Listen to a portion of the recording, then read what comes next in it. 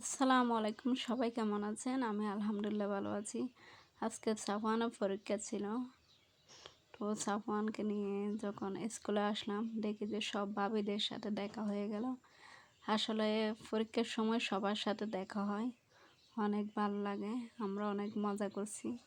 এদিকে টেনশনও হচ্ছিল আমাদের বাচ্চারা কী লিখতেছে পরীক্ষার মধ্যে, এগুলো নিয়ে টেনশনে হচ্ছিল। আর এদিকে ডেকে ভাবি সিঙ্গারা নিয়ে আসলো সবার জন্য। তো সবাইকে ভাবি পরিবেশন করে দিচ্ছিল, আমার পাশে রাখছে, এদিকে আমাকে দিচ্ছে না। এগুলো নিয়ে অনেক দুষ্টুমি করলাম। আমাকে পছন্দ করে না, সবাইকে দিচ্ছে। এই জন্য আমি বলতেছি আমি নিয়েই খাই। অনেক মজা করছি সবাই মিলে, অনেক দিন পর দেখা।